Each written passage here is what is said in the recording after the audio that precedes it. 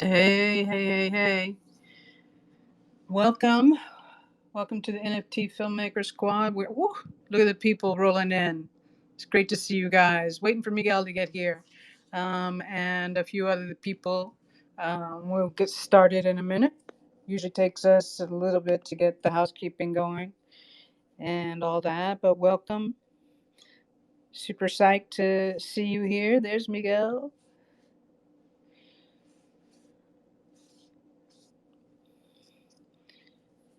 Hey, Miguel, I just sent you a co-host request. I hope you're not getting rugged.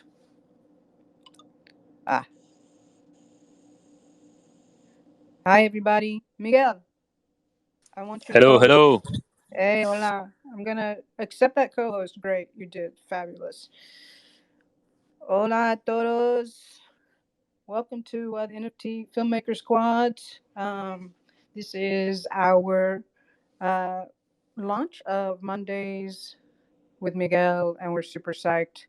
We are going to be talking to him about CALLADITA and the collaborations with the artists. So give us a little bit of time as we sort of get the room set up. There are a lot of artists that we're going to be spotlighting today that are working with Miguel on CALLADITA.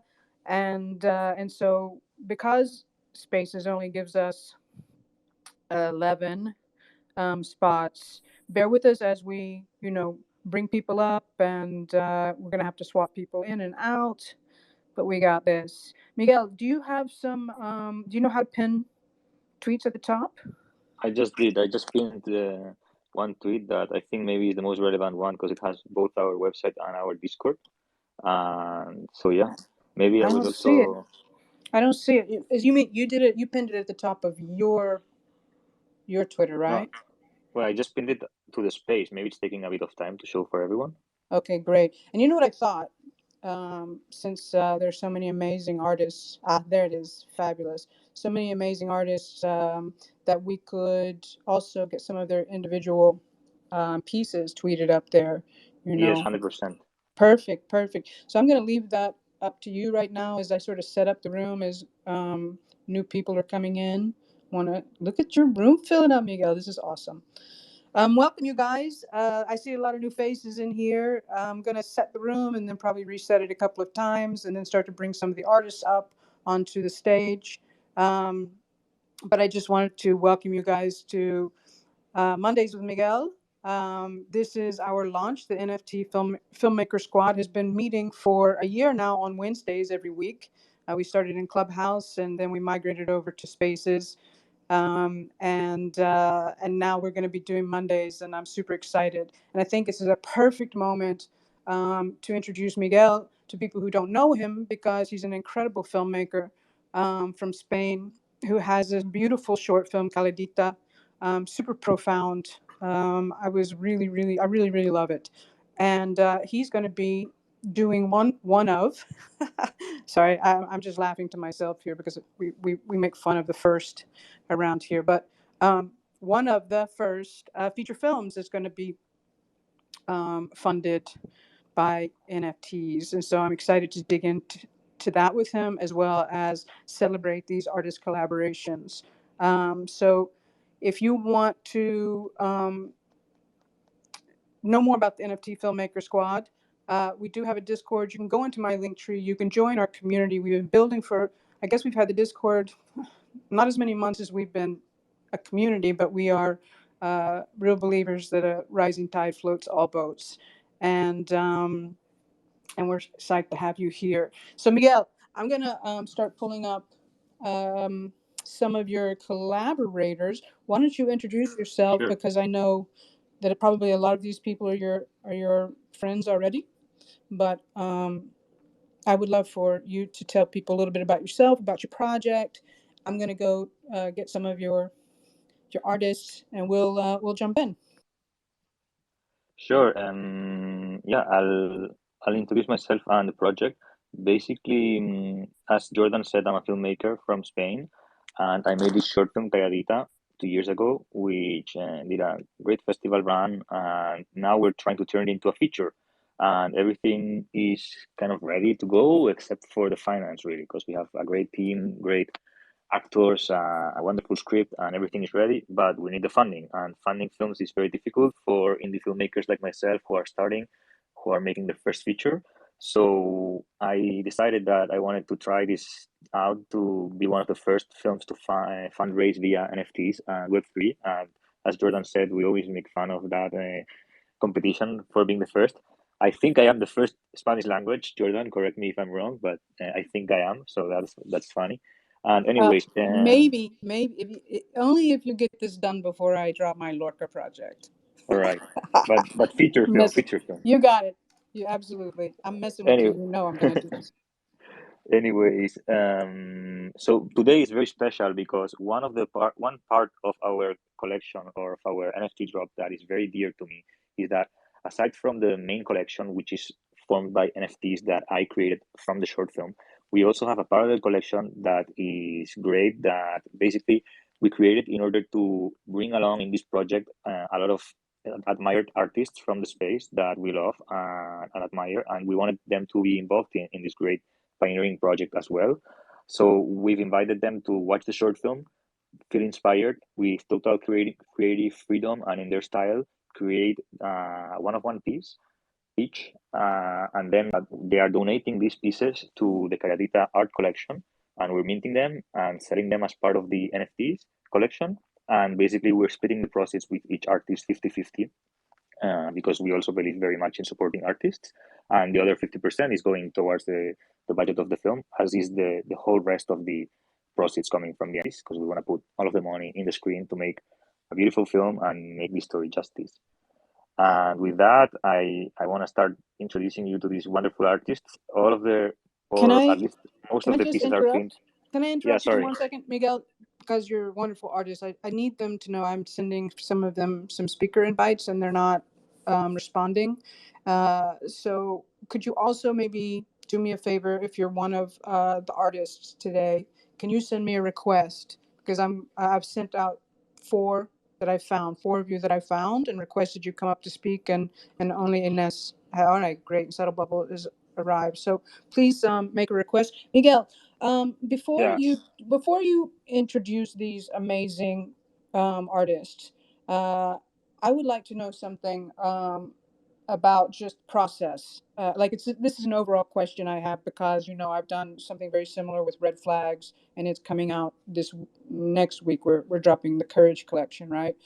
And one of the big questions I have to you, and I haven't asked you this privately because I wanted other people maybe to get the benefit of your process here, is how are you dropping this? Where are you dropping it? How are you dropping it as a collection? Then how are you doing the 50-50 splits? Um, Split wallets? Because I'm coming up against something with this that just shows us how early we are in this process.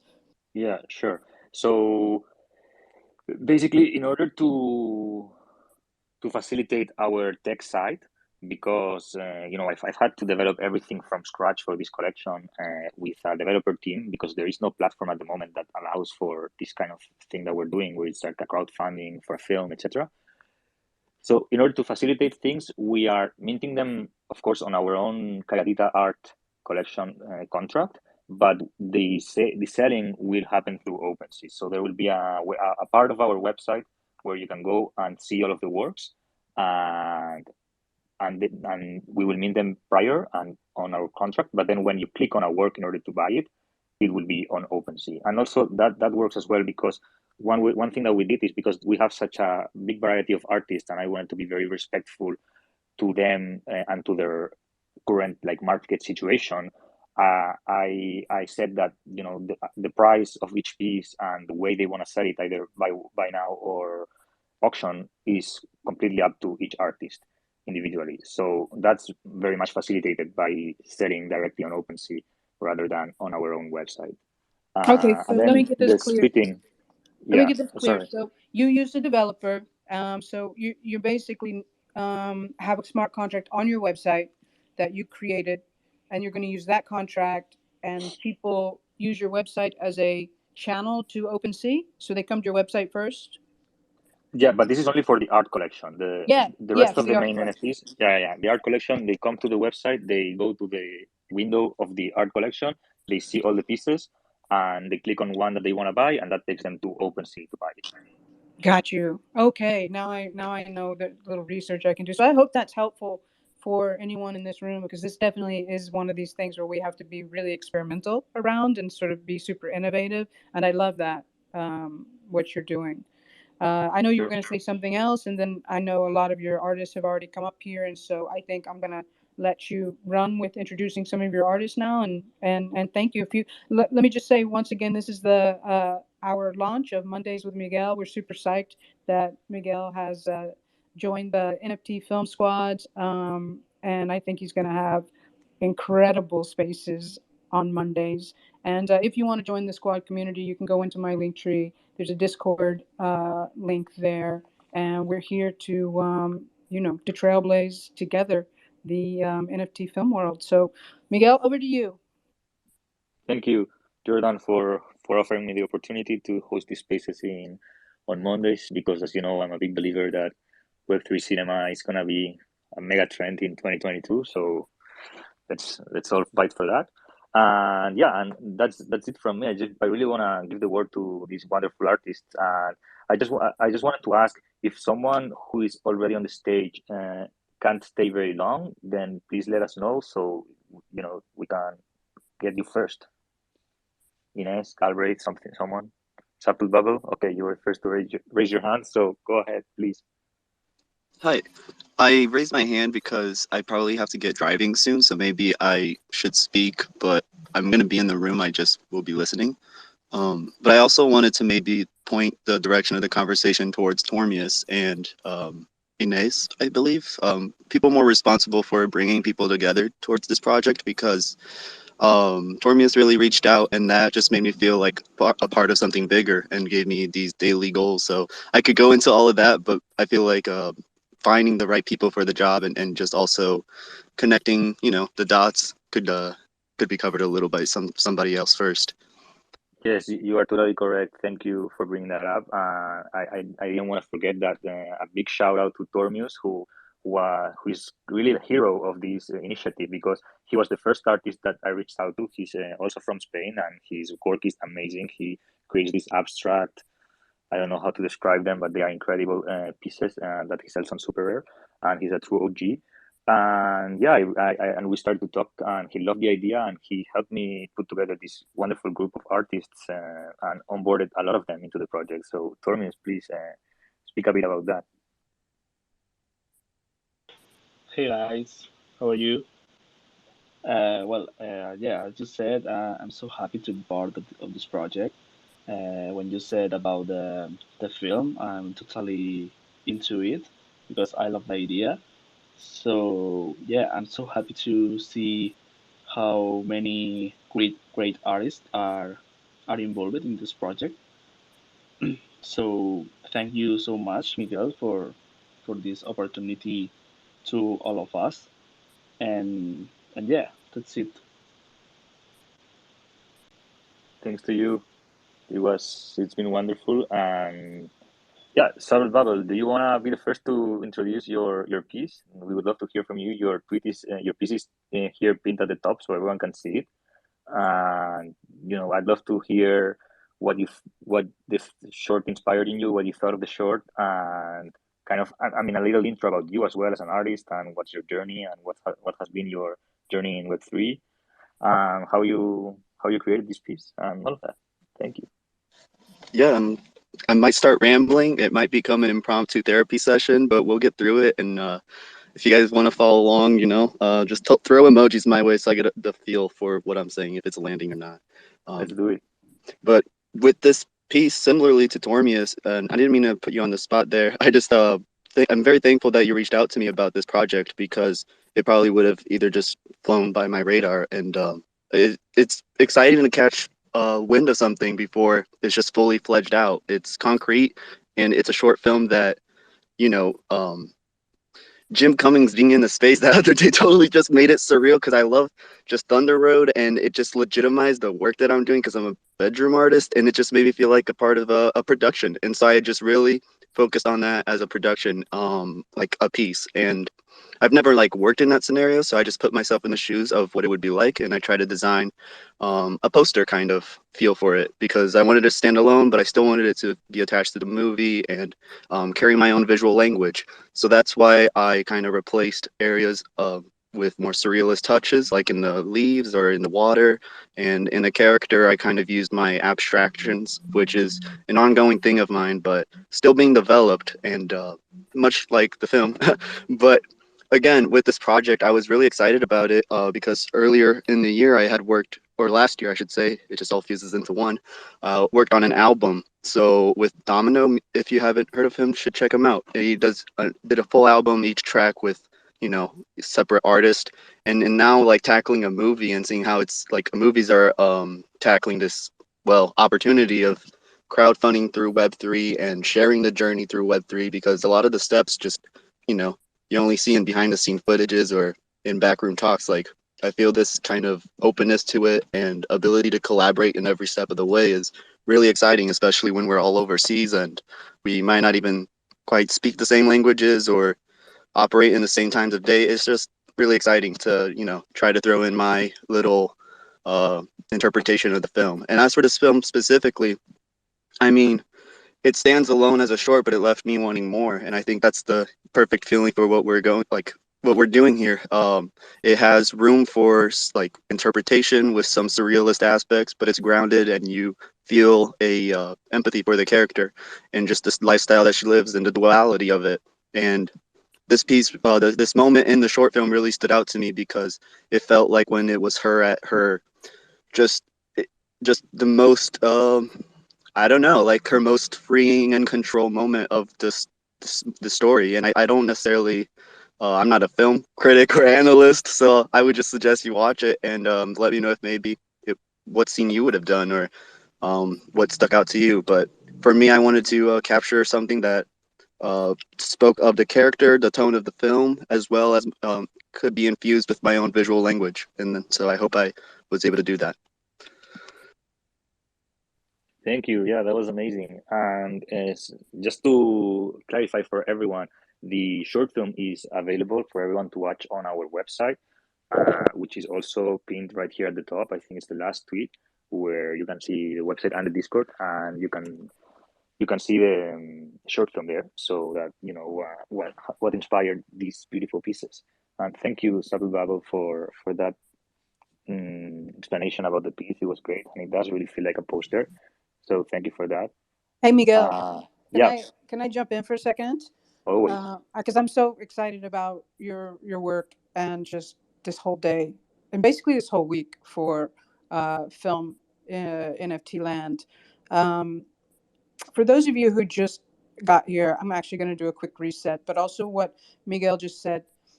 Um, I'm a big proponent, and you'll have heard me if you've heard me in spaces over the last year of micro and macro actions. Some of us don't have big bags, and so micro actions go a really long way. Those can be following people here, following the socials, retweeting.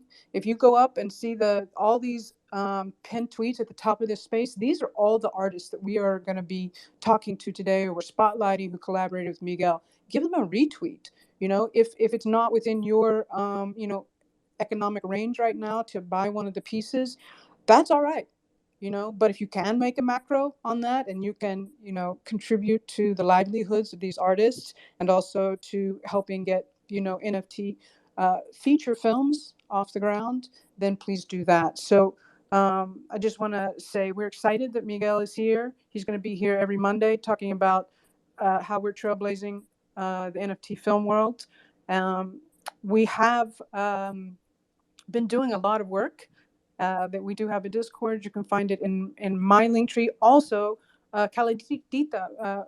Miguel has a channel, his own channel on our Discord, his own like little artist in residency. So you can join him there, but you can also join his Discord to get more involved in CALLADITA. The other thing I want to say before I hand it back over to these amazing artists is Subtle Bubble. We actually, during Domino's drop, we spotlighted him, and it was really fun. because it was on the fourth week when he was doing the short films, and it was very, very cool. And Domino and I have gotten to be good friends, and I really thought his rollout was fantastic.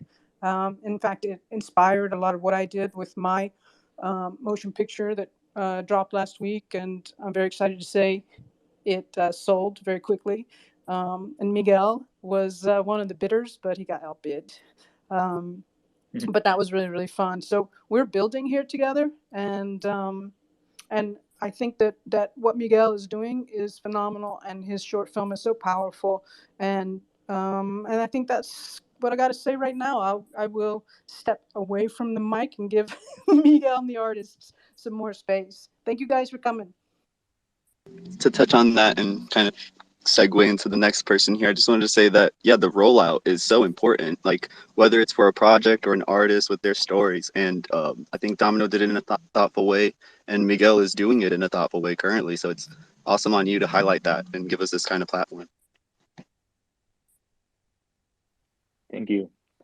So let's move it to the next artist. Who wants to come next? Is anyone in a rush, or otherwise we'll just pick at random? Newman, please go ahead. Yo, Miguel, hope you're well, man. Thank Yeah, you. this project's just been insane. This whole, especially the short film, I watched. You know, Alt Eagle, that's what he's known as, reached out to me and just asked me to work on this project. Had a look at it, spoke to Miguel about it. You know, the short film just left me wanting more. It's amazing. If you've not seen it already, it's just, yeah, it's insane. It's insane. Just especially the whole story, and you know, just the fact that it keeps you wanting more. In terms of my piece, I am still working on my piece. I've not got anything to show at the moment, but it will incorporate obviously the character that I am known for, which is Gumbino, and you know, it will incorporate the character and the actress in the actual movie itself. Not her specifically, but maybe, you know, in the 3D model. But yeah, I'm inspired by a certain scene where she's by the pool on the phone, and yeah, like that's all I could say on it for now. As I've not got anything to show, but I'm glad I'm involved in this project, and I know Web3 film is definitely going to be insane this year. Like the whole thing with how it's going to be funded, where it's going. We definitely need more of it, and you know, I think what Miguel's done here is insane. He's definitely leading with this project he's got going on, and I am excited for how many doors it's going to open for other people in a similar situation who don't know what to do. Thank you, Newman. Great, very inspiring words. And I want to fully echo that last point that you made. For me, that part is very important. I believe so much in the promises of Web3, and Galbraith probably can speak a lot about that later because he's very eloquent about that. But anyways, for me, it's super important that this is successful, not only for what it would mean for me and my career, that I can finally make my first feature that I've been working towards for many years, but especially for what it means for the whole community of indie filmmakers all around the world. And people here who are not in the film world might not be familiar with this, but there are hundreds upon hundreds of amazing, talented filmmakers who have brilliant, incredible stories to tell, and they're not able to. It's such an expensive art form, and so it's not like many other art forms where you can just create and then put them out in the world, and they might sell or they might not sell, and you might not be able to live from your art, but you can make it. In our case, we have to pay our crew, we have to pay our cast, we have to rent equipment, we have to get locations. So a lot of us are not even able to make the art. So this could be huge for Web3 could be huge for cinema and independent cinema all around, because it could provide an avenue for many voices to be heard finally, and many diverse and different filmmakers to be able to tell their stories without needing the permission of some powerful executive somewhere or some corporation network, and just be able to greenlight themselves and bootstrap from the garnering the power of the community. And that's just a beautiful thing, and what Web3 is all about, in my opinion. Yeah, I have to jump in on this, Miguel. I love that you brought this up. I have, for the last, I guess, I hate to say it, it's going to be 7 years now. The pandemic stole 2 of them. But I've had feature films that I've packaged with A-list talent from Spain, and you know, normally as an independent filmmaker, you're told you either get the financing, you get the talent, or that you package the talent to get the financing. But it's so much more difficult, and it's so much more complicated than that. And so I, like Miguel, and like what Julie Pacino is doing, getting rid of these people who keep saying no to me, who keep saying no to me for no reason. I mean, if you know, like if you know any of the Netflix show from Spain, then you're going to know my actors, and you're going to know how phenomenal they are. And I think that Web3 is gonna. I actually am watching Miguel and Julie Pacino really closely so that I can also follow their model for this feature film I'm talking about. But the point is Miguel's right. We do have some things we've got to figure out, right? We got to figure out how we're going to pay the upfront costs of making our art, um, and I love that we are moving so quickly. I love that Miguel is making this happen, and it's such an important conversation. Yeah, and also in that spirit of being a model, for us it's very important that we're gonna open source everything. So all of our smart contracts and development and all of that is gonna be open sourced once we are done.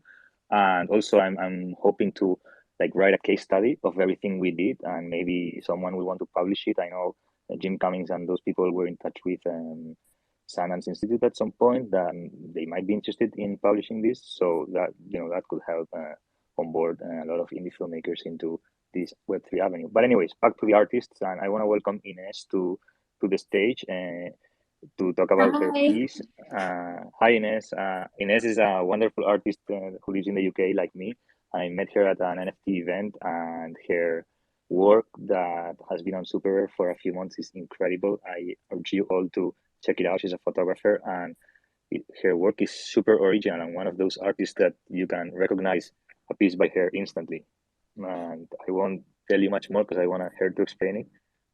Please, Ines, go ahead. Oh, thank you so much. Keep talking.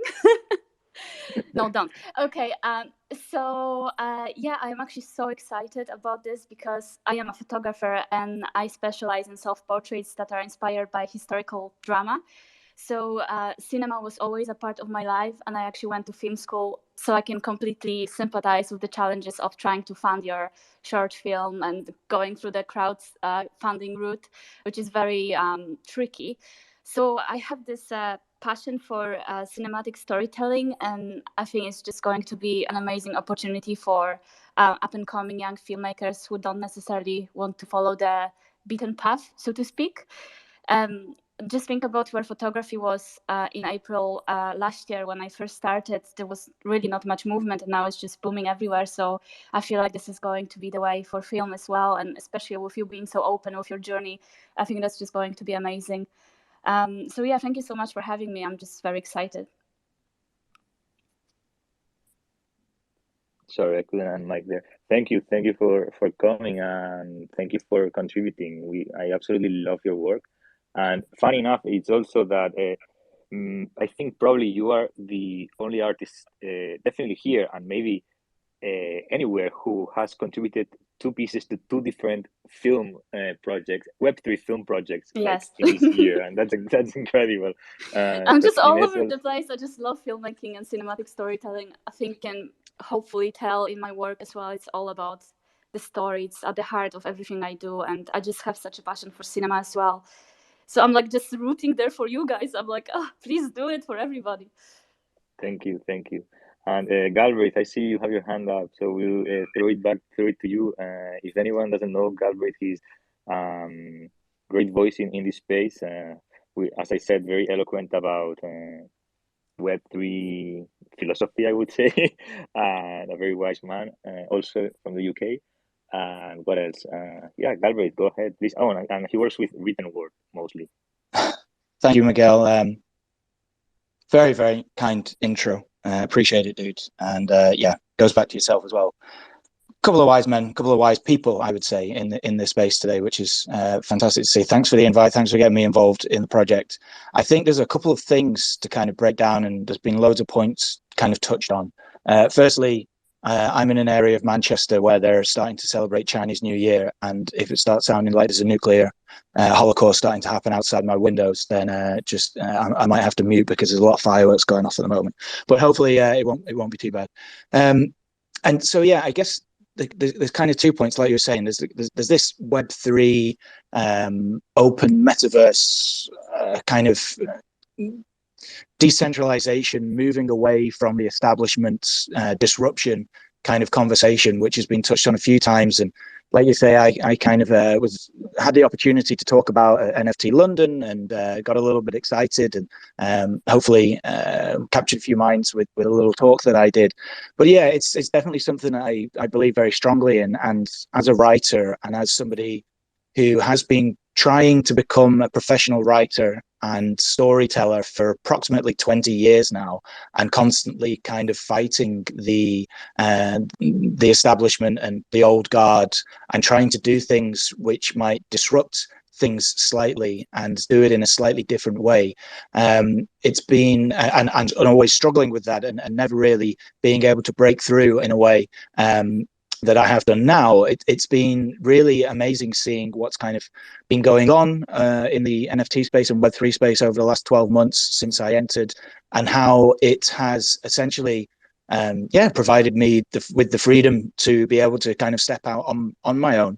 And like I've kind of been tweeting about this morning, today is actually officially the first day where I'm like a full-time degen now, and a full-time essentially professional writer, thanks to Web3, and thanks to being able to pick up some really amazing gigs, writing some really interesting stuff for some really amazing people, done in a couple of different ways. And so from getting my first kind of breakthrough gig, writing the first Punks comic, to working with some amazing artists in the space as a collaborative storyteller and kind of builder of worlds, and lore developer, through to my own projects where I've been able to sell a few NFTs. I don't mint very often, because the primary kind of way that I have been working within the space so far is through collaboration, and good collaborations take time. And actually, it's the collaborative thing that kind of got me my first break within the space, because dating right back to 2009, my first novel was a collaborative effort where I got 5 bands and 5 artists to create original music and art based around 5 different themes of my novel, and that was funded through an Arts Council England grant, which I had to fight tooth and nail for, put a 10,000 word proposal together for, to try and justify why they would give me the grant to be able to kind of fund that and run with that and independently publish the whole thing. And so yeah, I've kind of always been on this side of collaboration and kind of independence, and moving away, like I said, from the establishment and the old guard, and trying to do something a little bit different. And especially within, similarly with as with filmmaking and photography, or abstract expressionism, or whichever, there's institutions, and these institutions are often protected and by kind of certain voices, and it can be difficult to break through sometimes, because a lot of the time it's not necessarily what it's who you know.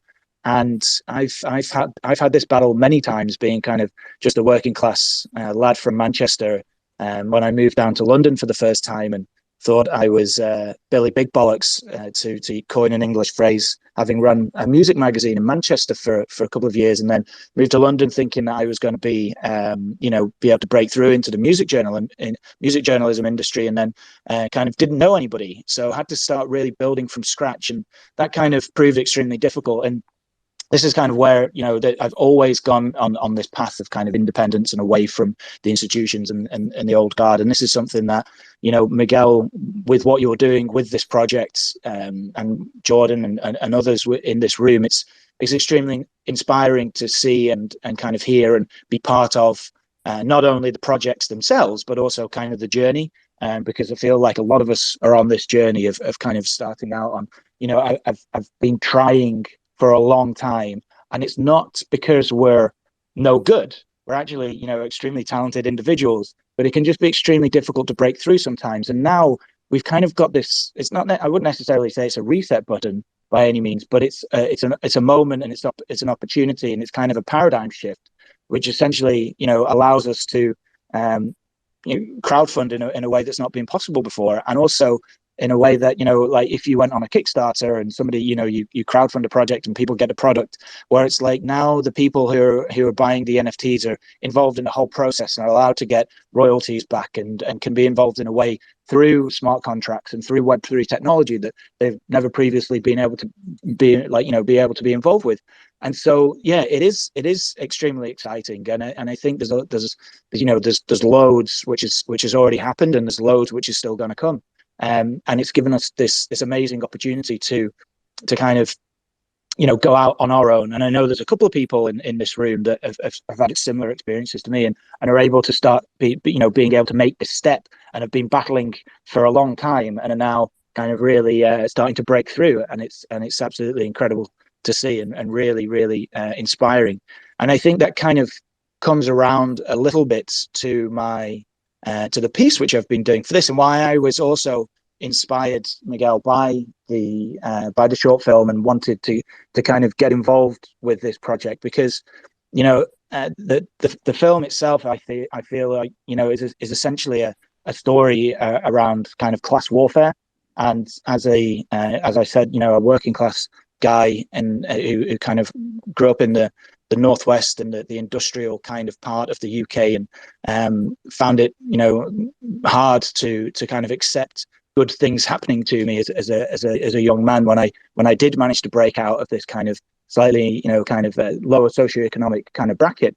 Watching the film and seeing the story kind of unfold between this obviously sort of aristocratic family and the young maid, and how she has to go about being the kind of the slave or the maid to these people who aren't very nice, and then how it unfolds around her utilizing the kind of the time that the family are away to try and have some of her own fun. And I'm all about that. I'm all about rebellion, essentially, and trying to take advantage of people who have an advantage.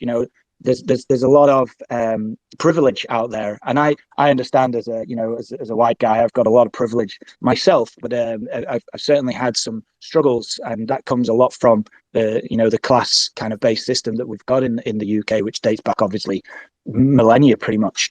And so when I saw the film for the first time, I was like, this is cool. I love her story and the way she kind of goes about kind of sticking it to these guys, and actually when you came to me and said you want to be involved in this project, I was like, first of all, yes. And then I kind of went away and had to think about how I might build something out around this as a writer and as a storyteller.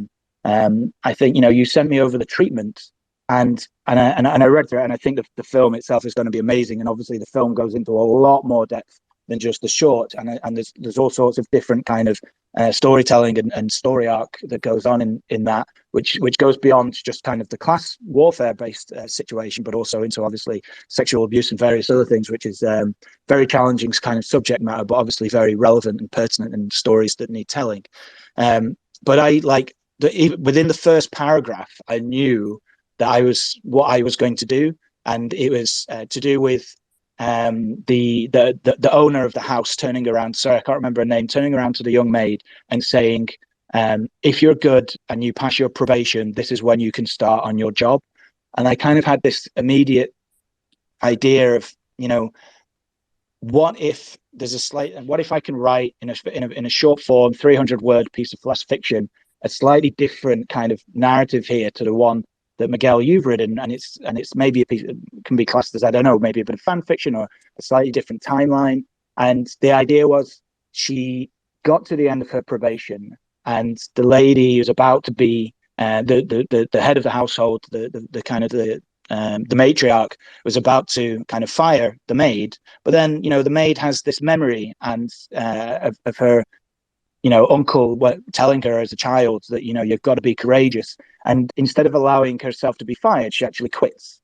And this kind of idea of an act of rebellion in the face of being told what to do by somebody who feels that they're superior to you because they have more money is something that I really wanted to explore. And I kind of wrote a little story around that, and have paired it with a photograph that I took from when I was in Alhambra, which kind of in Granada, and has a similar sort of look and feel to the film to it. So yeah, it's a privilege to be able to be part of this, and kind of write a little story based on your story. And I think the idea of what we're doing here and trying to, the story that you're telling about rebelling against class-based systems and utilizing kind of the power that you've got as a human being to tell people to fuck off, basically, or follow your own path, is extremely pertinent sort of story and narrative that needs telling. But also, I think, relates to what we're doing here with Web3 and the metaverse and smart contracts and crypto and decentralization and all the rest of it, and trying to pull ourselves away from these institutions and be able to, run our own lives the way we want to. So yeah, that was my little diatribe. I hope it made some sense. But yeah, thanks for allowing me to be a part of this. Thank you, Galbraith. That was amazing, and that last point was really on point. I never thought about that, but it's true. The film is kind of about freedom and power, and like finding strength to be free in a way. I don't know. I don't really know how to encapsulate it in a sentence or something like that. And it's definitely true that there's some echoes between that and Web3 and all of that. So thank you. And about what you were mentioning, something about the treatment that you read, because in order to write his story, I sent Galbraith also a full treatment of the script of the feature, because the script has been written for some time now. And so I just wanted to mention, if someone heard that, that I've just pinned up here on the top also a thread that I did a couple of days ago, which basically summarizes that plot, and of course it's full of spoilers. But if anyone's curious as to where the story goes from the short film to the feature, you can read a summary of that in this Twitter thread up here. But anyways, I wanted to move it along. Jordan, do you think maybe I should reset the room really quickly? Yeah, I'll do it. I will Great. throw down a reset. First of all, I just want to tell Galbraith how much I identify and resonate with the things that you speak about, and congratulations on being an official DGen. It's awesome. I want to welcome anyone who is new, just coming into the room. This is the NFT Filmmaker Squad. We're launching Mondays with Miguel. We've been holding rooms and spaces for a year now on Wednesdays, and we'll continue to do that. And we've added Mondays with Miguel because he's a really exciting filmmaker who's innovating in the space, and he comes from the same ethos, certainly that I do, that a rising tide floats all boats, and that we can be here and support one another as a community. I do think that's the Web3 ethos, and there's enough. Miguel said of the pie for all of us. I say for the paella, and I'm super glad you guys are here. Yeah, Jimena, I'm glad you thought it was funny. If you want to know more about the NFT Filmmaker Squad, you can go into my link tree and join our Discord. And also, more importantly, we thought it would be brilliant. Really, Miguel thought it would be brilliant if we launched his Mondays with his own exceptional project, CALLADITA. You can see the film on the website, and I encourage you to go look at the short film, which is the proof of work for the feature film that's coming. These artist collabs with these extraordinary artists are pieces of work that are going to support the film. 50% of it will support the artists, and 50% of it will support some of the financing for the feature film. I think we spoke earlier, or we definitely spoke earlier, about the sort of high cost of just actually creating the work. So it's a new way to crowdfund. I think Web3 is far different than Kickstarter, and is going to provide incredible opportunities. So with that said, if you want to come up, if you're one of the artists and you're not on stage, and you want to come up, please send me a request. And let me just say about macro and micros again. If you can't purchase one of these beautiful pieces, you can always follow people in this room, because we are a community. We're about building community. So that's a micro action that can go a long way. You can retweet the artists' pinned tweets up there so that they can get eyes on them. And if you can do the macro and buy one of these pieces and support the film, that is awesome too. And I think that's it. I'm psyched to hear from more of the artists. Back to you, Miguel. Thank you. Yeah, and the pieces are not for sale yet. They will be when we drop on March 3rd. But anyways, if someone falls in love with one of the pieces, please DM us if you are interested in purchasing, and maybe we can, if you have a good offer, maybe we think about it or like reserve it for you. I don't know. I just thought of that, but maybe something for an early bird. I don't know. But anyways, I wanted to welcome Tormius up to speak about his incredible piece that is very particular and very interesting. Tormius, go ahead. Hey, thank you, Miguel, for your appreciation. Well, I will be very short since my English is not really good, but No, please. yeah, but I'm not comfortable when I talk in English, and I cannot explain myself too much as I want. But in short, my piece is something like the true worlds of Anna, the main character of the film, represented by the principal figure in the center. As in the upside is his desired life, like a more minimal life, as she had money, fame, or love, and the downside of the artwork is his actual life as as a servant of this rich family. So that's my concept of the film. When I saw the film, that's what come into my head.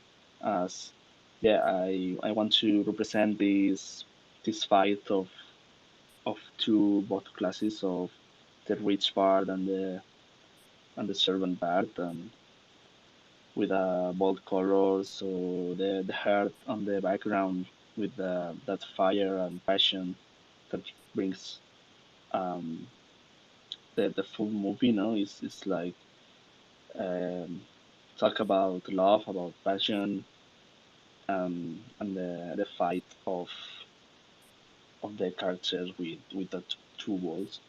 So in short, that's my piece. That's why where how I see it, and and yeah, I think I'm very happy with the piece, with the final result of the composition, the color, and so on. So I think that's everything I can say about the piece.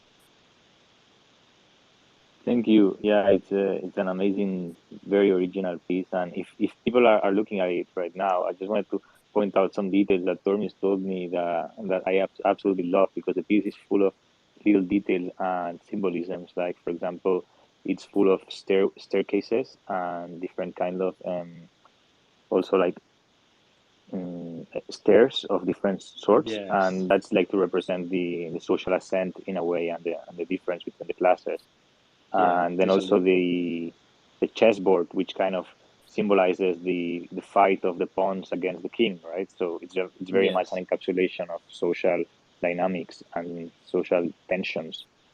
And what else? Oh, and Yes. then I love this part in the top right corner. There is hidden there, but you can see the euro sign, which is a sign for a symbol of money, of wealth, of course. And so it's in the higher part, where that is like the higher classes, but it's kind of hidden there, but you can kind of see it if you look close. So yeah, Yes. it's an amazing piece. Thank you, Tormius. Thank you, Miguel, for your opportunity. Yeah, there are a lot of this hidden things and small, like you said, the stairs, the chessboard, the euro sign. There's a cocktail too, representing the rich life in a way. So with and the principal character in the middle with a defiant look, no, with a don't know how to say it in English. Like she knows what she wants in life, and she was totally fight for that. Yeah, that's brilliant. Thank you so much. And let's move to the next artist. Sorry, I muted myself there. I don't know what I did. Jimena, come on, talk about what you're doing for Calladita. Amazing. Hi, Miguel and Jordan. I won't take a lot of room. Wait, but wait. You know I'm not gonna allow that. You take all up right. space. Amazing. Yes, I will speak, Miguel. I just want to say, first of all, I'm super honored to be here sharing the stage with you and Jordan. I contributed with a piece of my own for her premiering her movie and her film, and I'm just so grateful for everything that she is just moved within myself within the last, I don't know, 11 months, 12 months.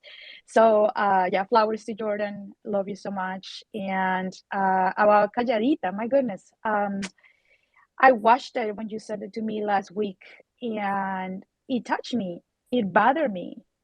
It questioned me. Almost to the point that I'm like, what is this? And why am I even like really sure to be collaborating? And the reason it really touched me, I think, like for me as a Latin woman, and the expectation, from a societal standpoint of kind of being, just being what I'm expected to be, the good girl, right? The quiet girl. Um, yeah, the movie touched that. Yeah, those wounds that I'm still working on as a mother of girls as well. As being in NFTs and being an artist here in the space, and being in touch with the freedom that Galbraith was talking about.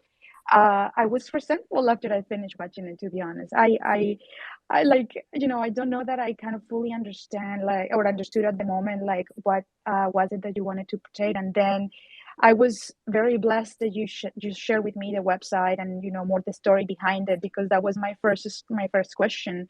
After you sent the link, I said I want to know what inspired you to create this. And when you mentioned freedom, and you just said it yourself, this is sometimes we even in a way get lost finding our freedom. And I she did that in the movie, in a way, she kind of was, yeah, in a way getting lost a little bit without going into a lot of details.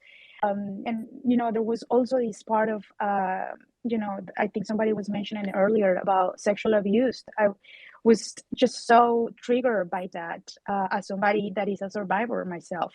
And just again, just reading about the movie and reading about the film, knowing that this is going to be inspiring freedom in the NFT space, freedom of creation, then it just sent me into a place of gratefulness and gratitude, because I wouldn't be here, if it wasn't because of the vulnerability of the artist, the realness, the openness, and really the deep connections that I've experienced within the last, again, just 12 months.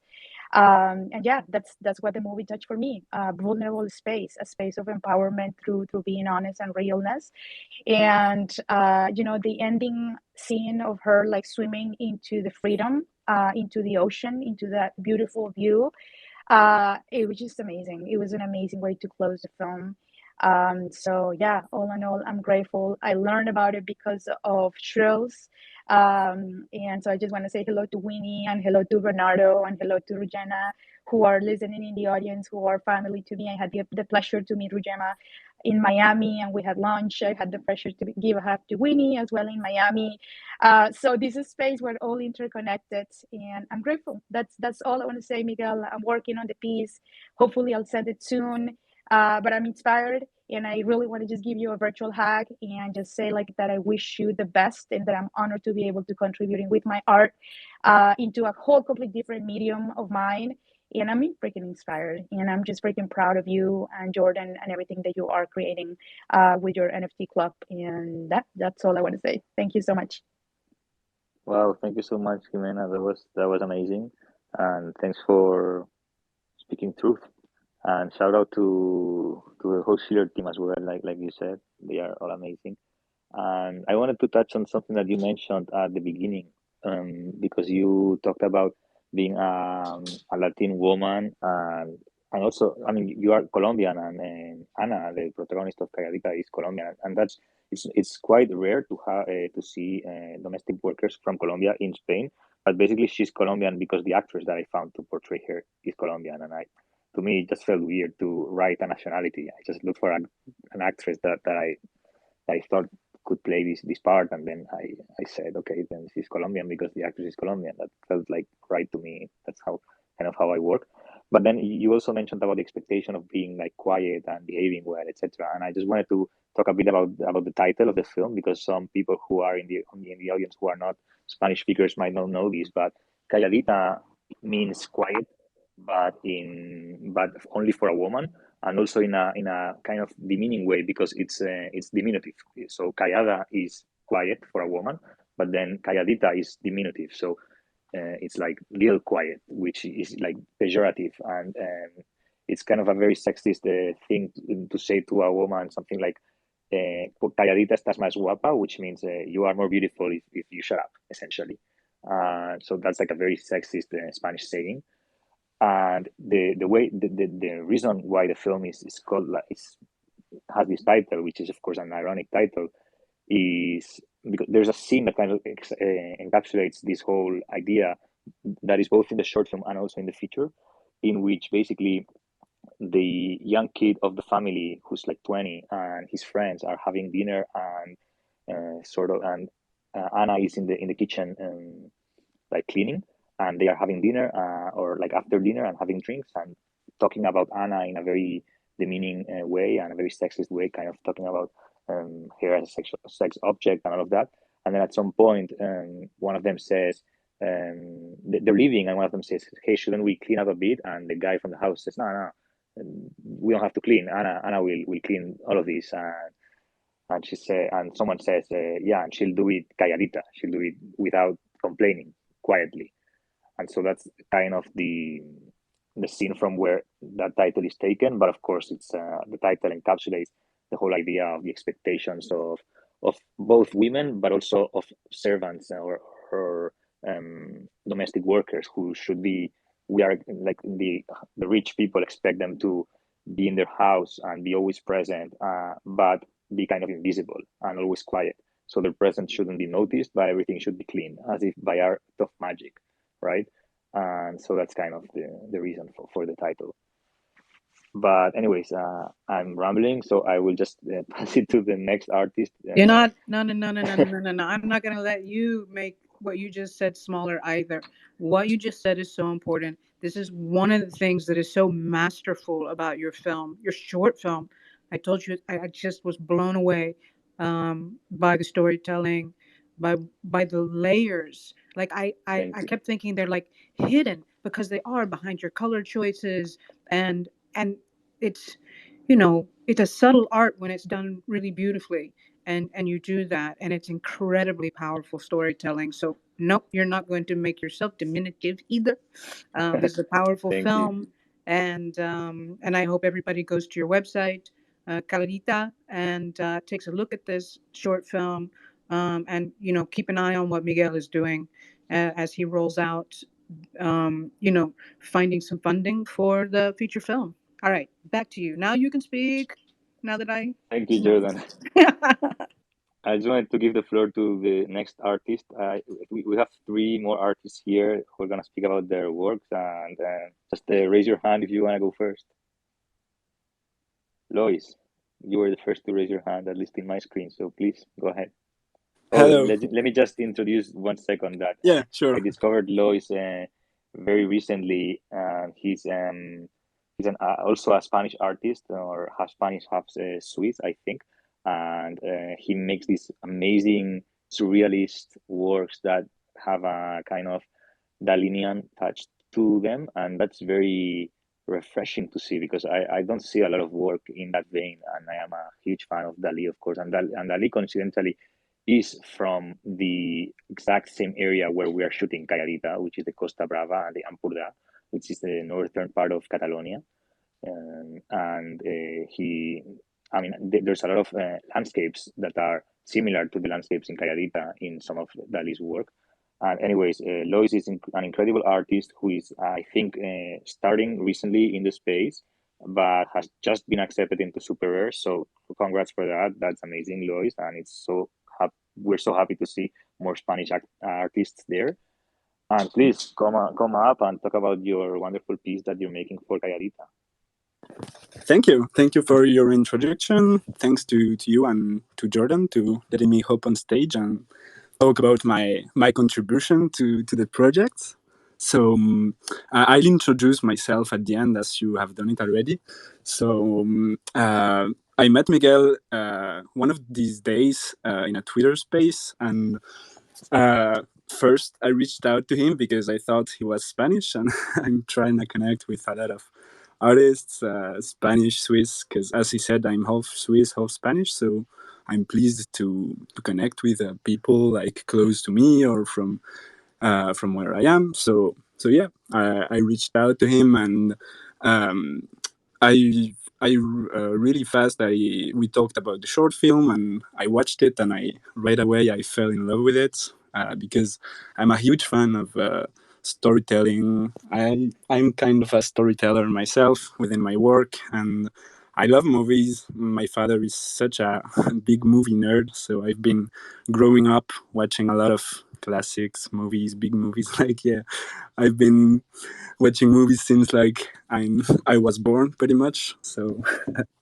so it feels good to be a part of this because I think that this Web3 revolution we're all taking a part of in is also coming towards movies and film, and yeah, I think that something that is great in the NFT space. It's that it's empowering independent artists like myself, but also like Miguel and filmmakers. And I think it's an awesome medium for NFTs. Is an awesome medium, therefore, for independent artists who are wanting to get started, who just got out of art school, film school, whatever. So yeah, pretty cool.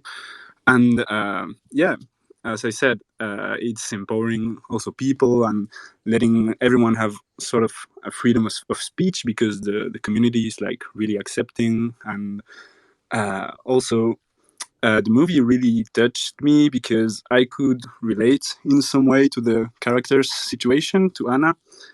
And I also love the fact that the short film is like sort of pointing out to like important subjects like sexism and stuff like that. So yeah, I totally support like empowering women in the space and everyone pretty much. So yeah, to my for my piece, I was inspired by kind of that sense of freedom I got from the movie, from like the final scene of the short film. And yeah, I tried to add a lot of colors because I loved the aesthetics of the film. Like it was really colorful and stuff like that. I really loved it. And we talked about this with Miguel because, as you might have seen, some of my other pieces on FND and some of the new ones that will drop on Super Rare are all black and white. So I had to saturate it a bit and put a touch of color because yeah, I really loved that aspect of the movie. And yeah, so I'm really super happy, as I said, to take part in this. Really excited about Web3 film. And yeah, so about myself, I got started like a year ago into NFTs. Slowly, been taking it slowly but steady. I had to take some time off to take care of some stuff, but now I can pretty much be full time into the space, pretty much. So yeah, pretty happy to be a part of this, and it's been a pleasure to hop on stage and talk about my work, and also to connect with other artists and everyone involved, pretty much. Thank you. Thanks to you. That was a great. Thank you for collaborating in the collection. Your piece is amazing, and thank you so much for coming here and talking to us about it. Thank you. My pleasure. No, of course. Who else? Elia or Paul? Raise your hand. Whoever wants to go first. All right, Paul, go ahead. I think maybe Paul wanted to speak in Spanish, so I will just help translate. And Paul is also from Spain, like me, and he made I think the only piece in the art collection that is a video piece. So more like in that sense, it's in the same medium as the actual film. So that's very interesting. And his piece is great if you see it. It's like a little loop, which is a very cool way to use NFTs. And Paul, please come aboard. Hola, ¿se me escucha bien? Sí. Yes. Vale. Un gusto, Miguel. Espero no liarte con la traducción. No worries. Ok, bueno, muchas gracias a Tormius, sobre todo por haberme conectado contigo. Thank you to Tormius for connecting with me. Y bueno, creo que soy el único artista que ha hecho 3D y un loop. Es animado, creo que es la única, ¿no? Yes, so it's the only piece that is like animated 3D, like a video moving. Y bueno, yo como casi todos mis trabajos son de interiorismo y arquitectura.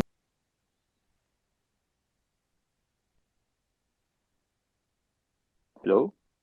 Did Did I he get get? rugged? You got I rugged, I think think. Paul got rugged. Oh, damn it. Paul, Hola, we Paul. can't hear you. Okay, we'll come back. We'll come back to Paul. Yeah, we'll Paul, come back to Paul. Anyways, he tell him was saying that. Yeah, Miguel, tell him this. Tell him to leave the room, come back, and request to be a speaker again. That's the way we get him back on stage with the rugged. All right. Paul, estás fuera, no te escuchamos, entonces si tú nos oyes, vete de la sala, sal de Twitter y vuelve a entrar y pide que subir y te subo. Okay, we'll get him back. He was just saying that he normally works in architecture and interior design, so that's like his inspirations. But anyways, we'll try to get him back so he can explain more. And in the meantime, Elia, please come on board. Elia is an amazing artist as well, and his work is often very, how to explain it, very symbolic, right? Like you find very clever ways of conveying a message through your images. In that sense, it's kind of similar to Beeple, maybe in a way that you know it encapsulates like a social or political message within the image, and that's very powerful. Thank you, Miguel. Hey everyone, thanks for having me over. So excited to be part of this collective project, you know, and somehow I hope to help you some way, okay? It's just that I really believe in this whole you know, Web3 NFT revolution, and I'm always up for a good revolution when when it's time to. So let's do it. Damn, thanks for introducing me that way. Maybe Beeple is just a little too much for me, but yes, I always try to convey a message with my works, with my illustrations. And I have to confess that this was actually the most difficult part while working on CALLADITA. Because when Tormius, thank you Tormius once again for inviting me in the project. When Tormius came and asked me to design a piece for the movie, for the short movie, I watched the short movie and I was like, okay, how to represent the message Miguel is trying to convey himself. It was hard to me when a movie or another project in general has already a strong message behind. And so it was far from my comfort zone, you know? I had to move along emotionally rather than logically, like I used to do. So coming to my piece, what to say? I think Galbraith said pretty much everything about class war.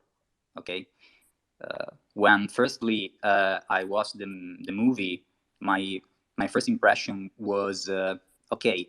Anna is looking for love. She wants to be loved by someone, or otherwise she is looking for some kind of recognition, you know. This is what I perceived. And I want to depict, to sum up the whole concept in that social like icon you can find in the middle of my artwork, because that's the symbol, in my opinion, of the symbol of the love everyone is looking for, which is nowadays is somehow sublimated, is maybe fake, but that's the recognition everyone is looking for today. And beside this, I played around with the stage, the scenery, because I don't know. Coming back to the emotional part, being Italian, I'm really used to that kind of scenery, and so it's like my root, So I just want to play with something relaxing, vibing, and colorful, and that's my piece in a few words. Thanks again for having me over. Thank you, Elian. That was great. And yeah, and it's a great point about Anna looking for love. I would say, aren't we all? And thank you for your wonderful piece and for contributing and being part of the project. And I see we have Paul back here. Paul, come on and let's try again. Ok, volvemos de vuelta. Muy bien. Bueno, quería aclarar que en los 2 años y medio que llevo en criptoarte, me pareció súper sorprendente esto que estás haciendo. Eres para mí, bueno, algo nuevo. Y tengo que felicitarte, tío. He's saying congrats to me because he's been in crypto art for 2 years and he has never seen something like CALLADITA. So he's very inspired by the innovative side of this. Sí, y bueno, un poco sobre mi pieza.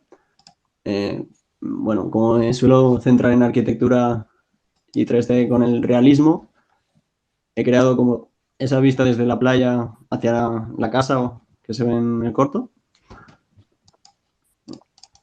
So he's saying that normally he focuses on architecture and like interior design and in a realist way. So he's focused on a part of the short film where you can see the house and the pool from the garden. Sí, Paul. Sí. Y no tengo mucho nada más que aclarar sobre la pieza, pero bueno. Vale.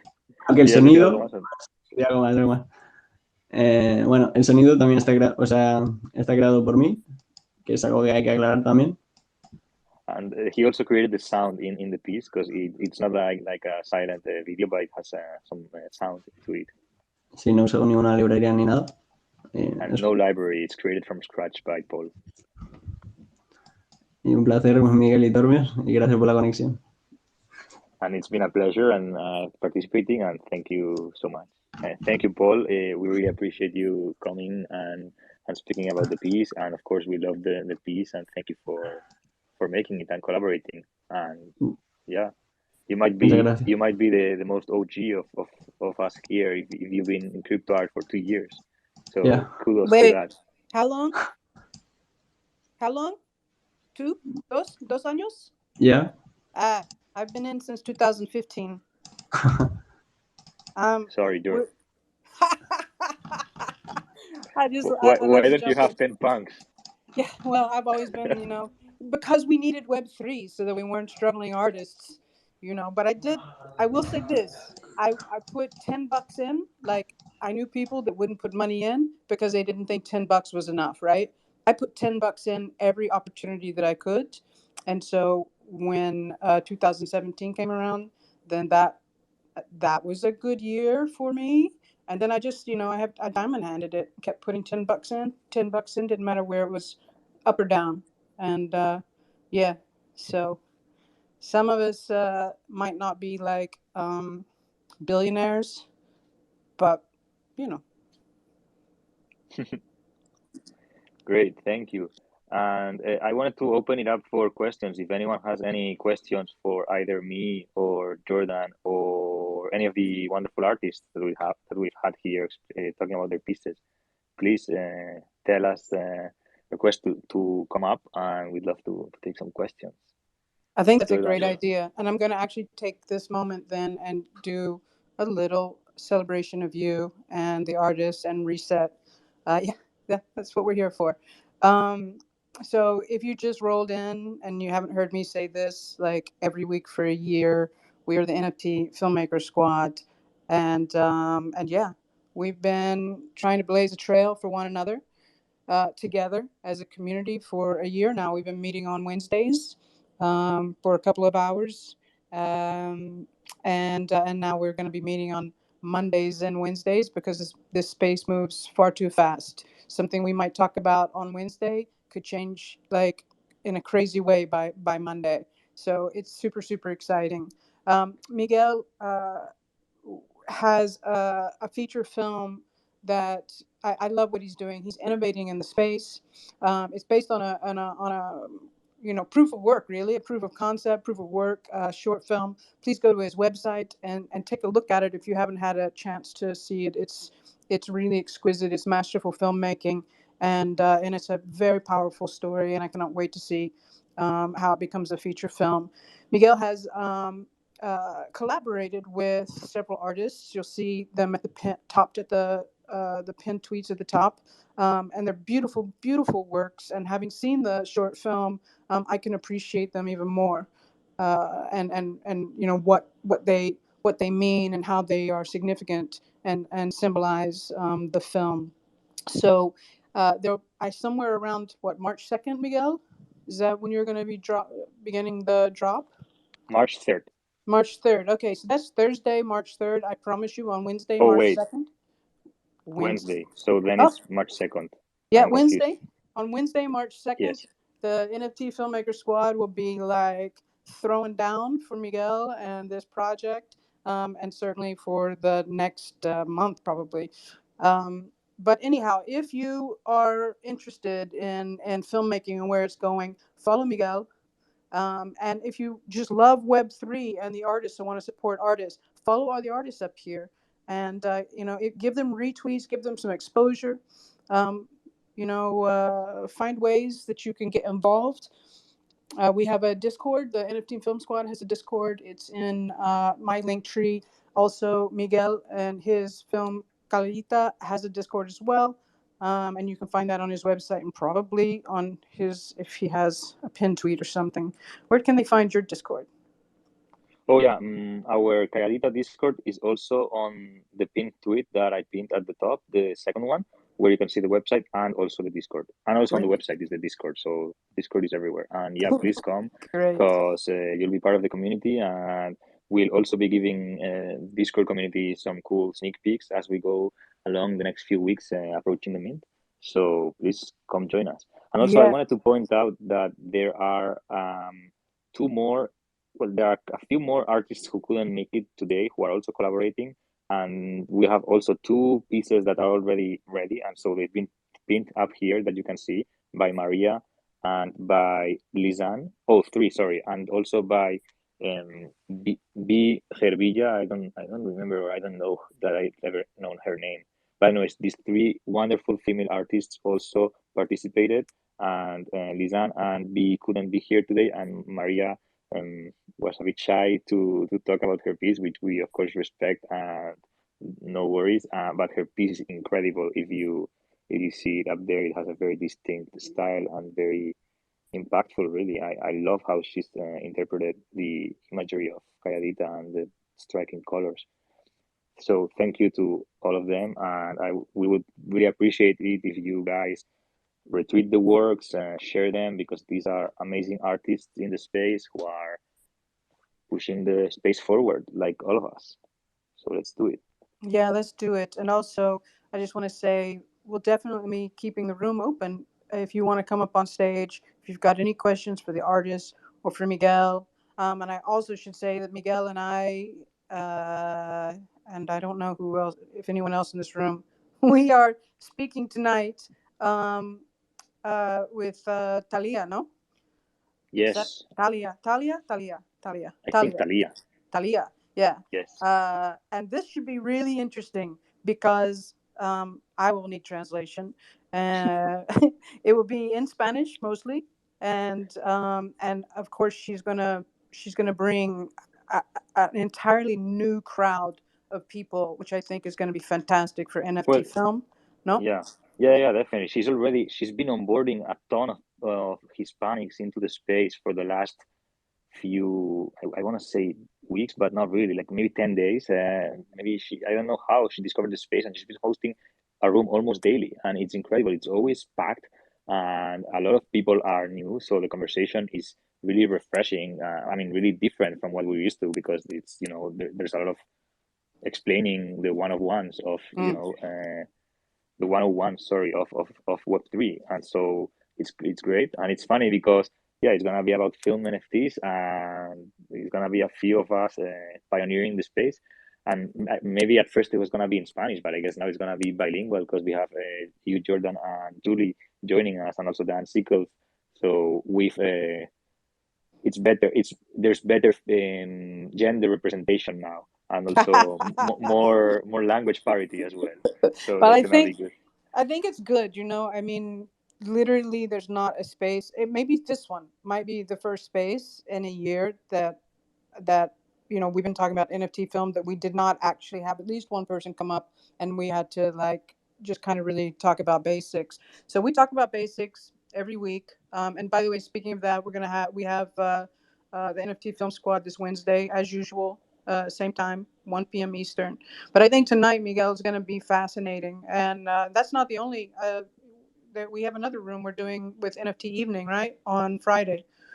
I think you Yeah, guys. it's Yeah, it's really starting to heat up for film yeah. NFTs. And don't come later complaining that we didn't warn you. So, if you want to be early to something in NFTs, be early to film NFTs, because it's still very early for film NFTs. It is. So Who hop was on. it? Who was it that spoke earlier about being a photographer and where photography was like, I think it was Ines. Yeah, Ines, no? yeah, And where photography was. And if you remember, photography started to like blow up when Justin Aversano started to blow up. And I have a yeah. whole like backstory to that, which I can't I I I, ha- can't I speak about. actually have a note on my iPhone from April 21st, which is when I bought my punk. No, I bought my punk on March, but like a few days late after, I still have the note of like projects that I was thinking of buying, and one of them was a Twin Flames by Justin Aversano, which is a collection of, I think, 100 pieces, and they were like 1.5 ETH, because it says the price there. And I bought something else, and then now they are like, I don't know, like 100 or 150. It's insane, and they've been sold at Christie's and Sotheby's and everywhere. Nah, So but yeah, he deserved. He's such a great guy. But oh yeah, like, definitely. there was definitely a movement of collectors that are involved with positioning. Him, and then you have like Drifter Shoots and Kathy Samard and a lot of really Mm. great photographers. So I think that what we saw in photography, we are now beginning to get on that wave. Yeah, if some whale is listening to us and wants to be the Yeah, whale that is gonna do that for film, we volunteer. If you yeah, want. we're here. Hey, Bernardo has his hand up. Hey, Bernardo. yeah, thank you, Jordan, and thanks, Miguel. Yeah, I came up on stage earlier, but I had to hop off, so I did miss a little bit of this, but was listening from the beginning, and yeah, just wanted to say a couple things. First off, thank you, Jordan, for hosting this space. It's been awesome to listen to and just hear all the artists talk about their work and how it relates to CALLADITA. I think it's just really special what's going on here. And I've had the pleasure of working a little bit with Miguel, helping him with this project, and um, like love the short film, love the fact that he's bringing it to feature length, and I think he's doing it the right way. And yeah, just like really inspiring hearing all the artists talk about where their work was inspired by the short film. And like, I'm not an artist myself. I watch the short film and I enjoy it, but it's hard for me to like pick pieces out of it. And so it's really interesting to hear an artist's perspective, especially because everyone has a different perspective on it and it's going to show up in their artwork. So yeah, just super inspiring. And I'm definitely going to be keeping a close eye on those one of ones. I feel like there's already a couple that I that I have my eye on. So yeah, just wanted to say that was super inspiring, and also like you guys are talking about how we're early to Web3 film. I wholeheartedly believe that. I think Miguel, Jordan, Julie Pacino, a couple other people are really just pioneering this. And it's super, super exciting to know this is happening. It's going to be huge this year. And yeah, just like congratulations to everyone who's listening to the space right now, because, this is how it's done. And I think this is going to be huge.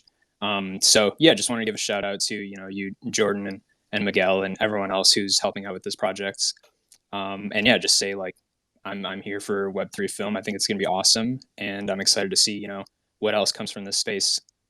I would love to say two things to you. First of all, I'm so psyched that you're here and what you're doing with Miguel and everything. And I'm so encouraged. I also want to give Jason down there a shout out, because Jason is also like, we started the NFT Filmmaker Squad. I think like February last year. I can't remember the exact date, because I also started elevating women in the NFT space around the same time. And it was started by 5 women that I had found in the elevating women in the NFT space. And so we started meeting on Wednesdays, and then Jason showed up.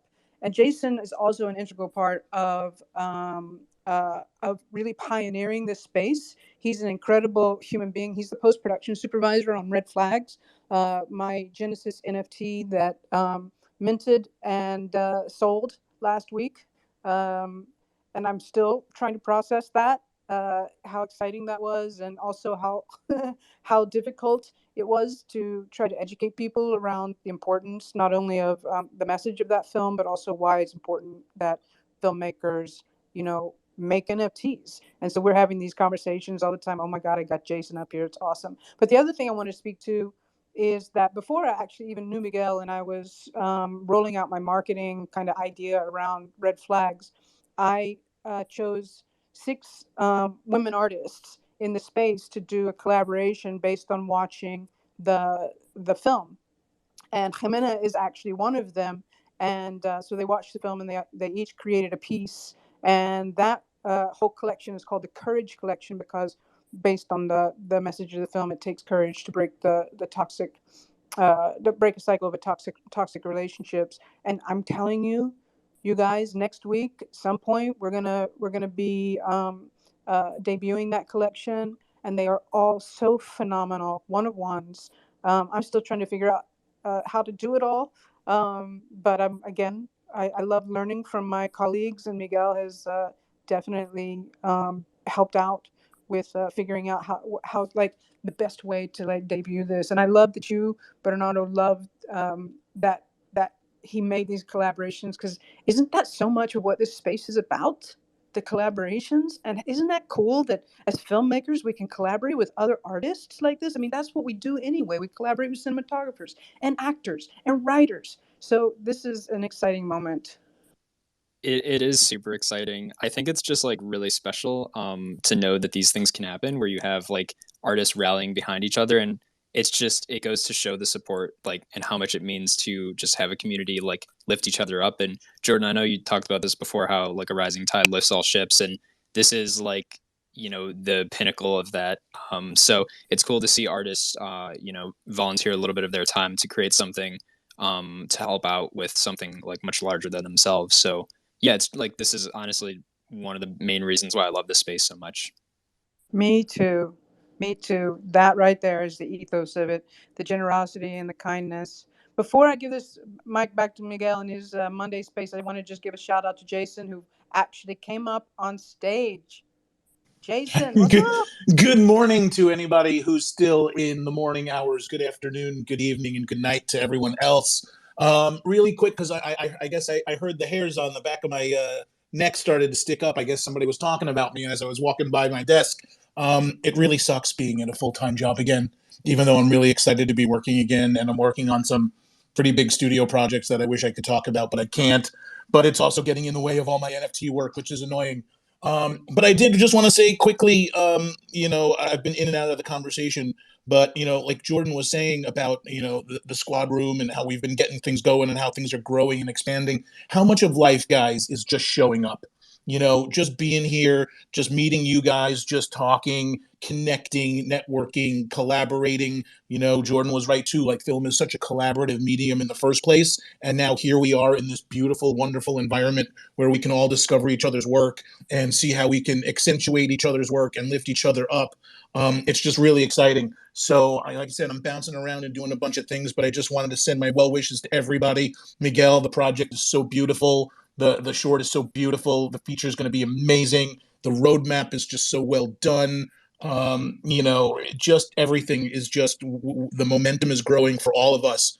So as long as we show up here for each other and boost each other's signal and let the world know that we're here. How many times we joke about everybody making certain claims, but it's only because people don't know what they don't know, and then now people are going to start to see what we're doing here and what we're bringing to the space. So I love everyone's energy. I love the conversation. I'm sorry I couldn't be more of a part of it. Hopefully I'll be able to on Wednesday. But I love you all. Jordan, I love you. Miguel, I love you. I love you all. You guys are great. I'm going to run, but keep up the great work. I can't wait to hear more about it. It's fantastic. Thank Thank you, you, Jordan. Jason. Jason, I'm Yeah. sorry. That's all right. That's all right. Jason and I get It's all right. mixed up. We've been confused for each other before. Good, Jace. All right, Miguel. I just wanted to add take it home. something because so most of the pieces in our NFT collection, like the main NFT collection, is like I've created it from the short film. So I've fractionalized the short film, and I will speak more about that later or another day or whatever. But then we have the parallel collection, which is the CALLADITA art collection. But I wanted to say that I also created an additional one of one that is part of the drop, which kind of makes me another collaborating artist, if you will, in the project, which is funny. So I just wanted to tell you for a second about that piece, because it's also very interesting, and it also involves collaboration with other artists who I want to also shout out. So what I did is basically me and a friend of mine who's a DP and the lead actress in the short film and the feature, Paula Grimaldo, who is amazing, went to the location where we're going to shoot the feature and made a 4-minute piece, which is kind of a mood piece slash poetic short film. It's like a silent short film because she's alone in the house. And so it's kind of like in the mood and in the world of the film, Calladita. She's fully in character. And it kind of encapsulates in a day what the film tries to convey in 100 minutes. So it's a 4-minute piece and it covers a full day of her life. It's called Calladita, Ana on an August Day. And it's basically her cleaning the house and doing her chores. And then towards the second part of the film, then she finds like ways to start to subvert that role and find a freer space for herself or something like that. I don't know. You'll see it and you'll judge for yourselves. But yeah, we also collaborated with an amazing composer on that piece, who's gonna be also the composer of the feature film, and she's called. Sorry, I'm forgetting now.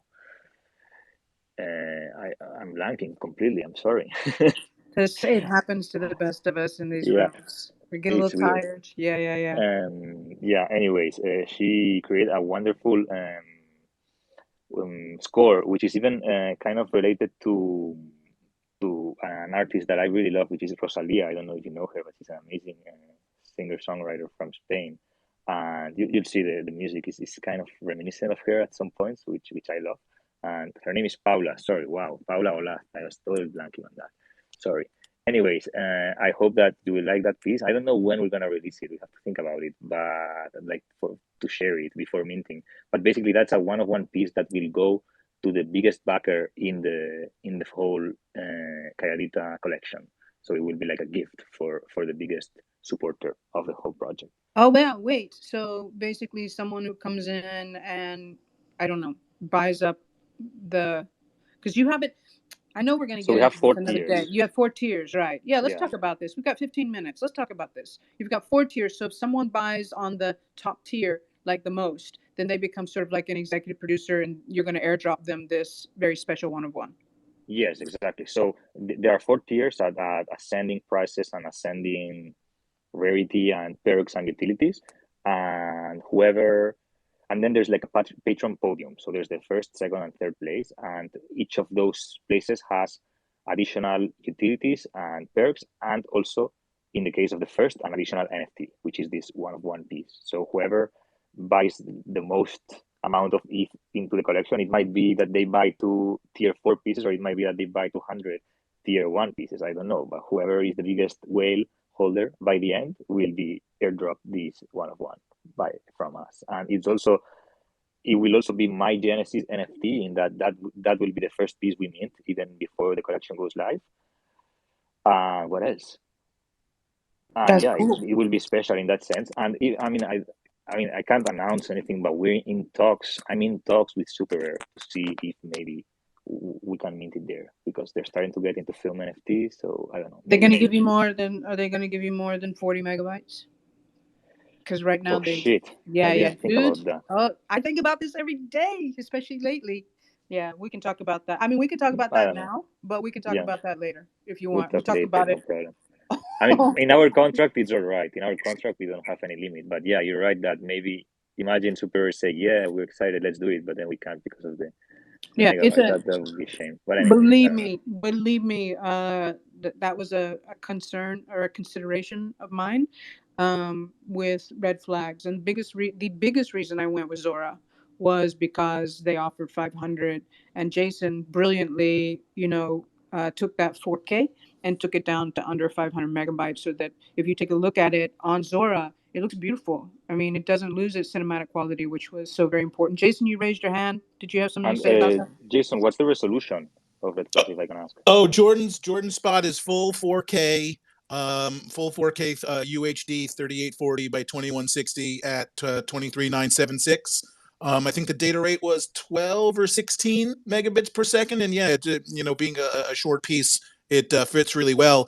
But just really quick on the film, on the file size front, these limits are basically because the platforms themselves have deals with like Pinata and other gateways to IPFS, and they're just subsidizing some of the space. That's why they just kind of keep it limited, because that's all the space that they get through their deal with, like Zora has a deal with Pinata, and everything's through there. And I am going to hopefully start minting directly on Pinata and uploading myself, and their max size is 25 gigabytes. So get ready for ProRes files being able to get put up there. It's just a matter of having the right custom contract that lets you point not to something that you upload, but to the IPFS address of a file that you already uploaded through Pinata or some other gateway. But we're going to get rid of those file size limits really soon as we can, put these files up ourselves. You know what? Can you speak a bit more? Yeah, this is Sorry. why though. Like, no, I just want to say to anyone in this room, this is how fast it moves, and this is why like the NFT Filmmaker Squad has been such a cool place to show up. Whether now it's going to be Mondays or whether it's going to be Wednesdays, if you show up, you're going to get the alpha. That is alpha right there, Miguel. Yeah, I just want to ask if you could speak about a bit more about Pinata, because I've never heard of that, and that sounds exciting. But do you mean that it's still hosted on IPFS, but what's the relation then with Pinata and IPFS? Could you clarify that? Sure. So IPFS is just a gateway. Just imagine they're the front door to IPFS. If you go so when you upload something, like when Jordan uploaded her thing to Zora, it goes through Zora, but they have basically a door on Zora that opens up to Pinata, that opens up to IPFS. So when you upload something through Zora on Zora, it's getting stored on IPFS, and they're giving you that 500 megabyte limit. Like I said, because they're subsidizing, because it's, you're paying the gas to upload it, but they're subsidizing the cost of storing that file through Pinata on IPFS. And anyone can store on, can use Pinata to point. Oh, absolutely. They have a free account where you get 1 gigabyte of space. But if you pay $20 a month, and I'm still learning more about what happens if I want to stop paying, I think the file is still on there, but it's a bandwidth thing. If you pay them Pinata $20 a month, you get 100 gigabytes of bandwidth per month, which if you're putting up a one-of-one, it's not going to be like a streaming movie that's going to soak up all the bandwidth. It's going to be a limited number of people looking at any particular item. So that actually kind of really helps out. Whereas in the old streaming world, you can go over that bandwidth really fast if thousands of people were looking at something. So with Pinata, you pay them $20 a month for their pro level. You get 100 gigabytes of bandwidth. You get the max file size is 25 gigabytes. But the problem is that I'm encountering it's not a problem per se, but like you're uploading directly with them. So when you mint the NFT, you're not uploading to a marketplace. You basically need to just basically give the metadata to where that file is stored on IPFS. And a lot of services, because they want you to use them, OpenSea, Zora, because they want you to go through them, you have to upload the file through them to get it onto IPFS. So I'm trying to find the best way, not being a developer myself, to write a custom contract. I'm trying to find the best way on my own to be able to just, instead of uploading to a marketplace, just pointing the NFT metadata to where the file is stored on IPFS that I myself uploaded through Pinata, if that makes sense. Yeah, of course. And that's obviously, so Pinata pointing to IPFS is of course much better than hosting it on a centralized server like Amazon and having the backup in IPFS. Exactly. So like this way, like even, so like if you do something through OpenSea, they store a lot of that stuff like through like their corporate Google account. Like if you open up, I opened up one of my photos that I got from Julie Pacino, and it's just the JPEG sitting on a Google usercontent.com server. Whereas you would want it on IPFS, even if you're doing unlockable content or something, as long as the file is on Pinata, that will also be decentralized. And I think that will engender confidence with, any particular collector or buyer that wants it all to be decentralized. Yeah, wonderful. Although I am worried that the security is at risk. I mean, the security or the robustness of it is at risk because of the fee that you need to pay. Because as you were saying, what happens if someone stops paying in 5 years? Then does that mean that because it's still going to be on IPFS, but you're going to lose the link? I don't understand. Yeah, no, from what I understand, and I will have more information for everybody hopefully on Wednesday when we do our next spaces, that the $20 a month is only for the bandwidth. So the file will be there for good because it's all, the decentralized goodness. So the file is there for good. I just want to find out. I'm going to shoot them an email directly and just be like, hey, what happens if I downgrade my service off of the Pro? How do you guys measure the bandwidth to get, because people can still get to the file, but like how many people can access it if you're not metering my bandwidth? So I'm going to get in touch with them directly between now and Wednesday and get some answers for you guys. But if there's no bandwidth, I guess that would mean that like some people who might be seeing the piece like on OpenSea the piece might be there, but they might have trouble streaming it. Is that what it means? Something like that. I'm not entirely sure. News to come. More to come. Yeah, all right. Thank you. This is why I think it was like 3 days before I had planned on minting on Zora, and even that was a long, like, I mean, I've been talking about this every week since whenever, last February, and last April, Zora was struggling a little bit with streaming, but they have built so much incredible stuff on their protocol, and they went from 250 megabytes to 500 megabytes, and I was like, you know what, that is too much. I can't go straight, to Pinata right now because I have the same questions as you, Miguel. What exactly is happening? Are we so early that this was ultimately, I was like, Jason, I can't even have this conversation. We're so early. I think that we need the marketplaces to a degree, especially as filmmakers, for people to actually find our work. Instead of, being in some like backcountry spot where only super nerds know where we are. Right. So that was those were like little considerations. But I think that the whole Pinata thing is going to be again, it's like moves so fast, right? By next week, we could have information in a month. There could be, Blockbuster DAO or Beam or any of these super cool like platforms that are trying to build. Can make huge changes for us, Yeah,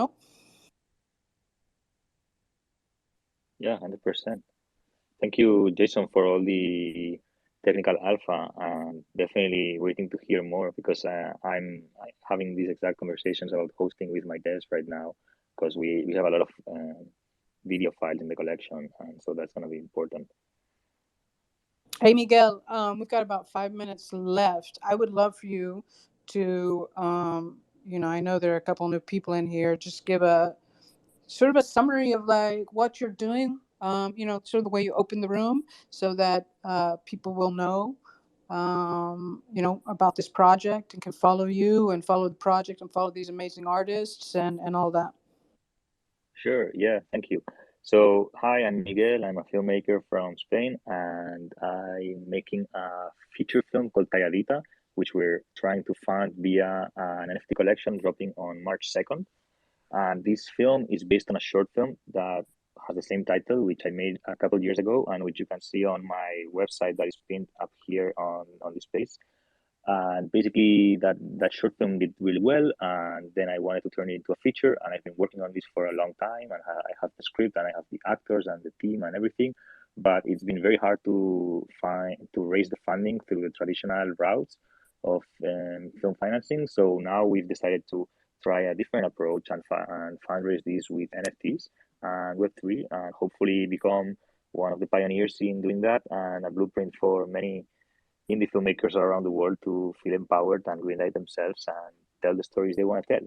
And in that vein, we also have part of our collection, which we call the Calladita Art Collection, which will be collaborations from different artists from the space, some of whom are here today and came to very generously present their work and talk about it. And you can see a lot of their pieces pinned up here as well. And so these are amazing artists from the space that we invited to watch the short film, and if they feel inspired by it, create a one-of-one unique piece in their style and in their vein and with full artistic freedom. And then they have donated these pieces, and we will mint them as part of this parallel Calladita art collection in the whole project. And we will split the proceeds 50-50 between the artists who made the piece and the budget of the film, because that's where all of the proceeds from the NFT drop are going, because we want to put it all up there in the screen to make this important story justice and tell it how it deserves, and hopefully inspire a lot of people when the film comes out. And that's kind of the story right there. I'm so excited. I'm so excited about this project. Thank you. Oh no, I feel really strongly about it, and also about how this really is such an opportunity for filmmakers. Um, because it does take a long time to get a feature film made, and even a short film, it's like a magic trick. And if you want to make something super cinematic, you gotta know how to spend the money, but you still have to have money up Yeah. front. And on that point, Jordan, sorry, it's funny because it's a very long process. And one thing that I want to mention is that people wonder why filmmaking or films took a long time to start coming to NFT space, and that's precisely the reason, because it takes time to get film projects started and everything. But also it's funny because with Calladita, the point at which we are with the project is perfect for this fundraising with NFTs to be happening, because there's a very exciting project which I love, which is Julie Pacino's Keepers of the Inn, which are going a different route, because she did her job very early in the process when she has an idea for the story, but she doesn't have like a full-fledged locked script. And that's great, because the way that she's using NFTs is to harness the power of the community of holders in order to kind of do an experiment of collaborative storytelling. And that's amazing. And then there's other projects like NFT Studios, which is amazing as well, by Niels Juhl, who's a big shot producer in Hollywood. And they are launching with a movie that is kind of a bit more ready, but their subsequent movies will also be kind of using this empowerment of the community to kind of have their creative input. And in our case, it's more, if you believe in this movie because you watch the short film and you like it and you think it's gonna make a good movie, and I'm also telling you the story and everything, then you can support it and help us make it, because that's where we are kind of at the start line in a way. We just need the money to push us to make it, because we have to pay the people who make it. That's kind of This is such a good my 2 point. cents. It's such a I wrote the script to Red Flags in August, right? We shot in September. Then we were in post. And then it's like trying to find, there's a rollout if you want to be really thoughtful about getting eyes on your project, especially if you're a film. And that is not, I'm going to be honest, that it was not easy. I literally, this film sold on Thursday night in like New York night. And I literally was flat on my back for 2 days from pure exhaustion of what you're getting ready to go into. But I also think that there's like see all these incredibly innovative ways, these unique ways that filmmakers are approaching, getting the work out there, the funding, or the being able to use whether it's like some sort of airdropped token, or like what Julie did with the type of crowdfunding with her generative photograph project. And I have to say that there's a project I told you about that I'm kind of playing around with, possibly making like the next thing that I do, and I've shot one of them with Cecilia Freire, and it's called the Lorca Project. And for some reason, even though I have like 10 of Spain's most celebrated actresses involved, it's just been difficult to get funding, and it's not like it's a lot of money.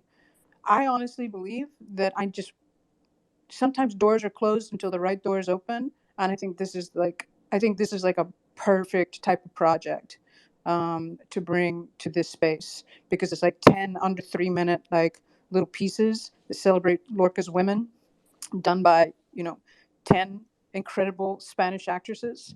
So I don't know.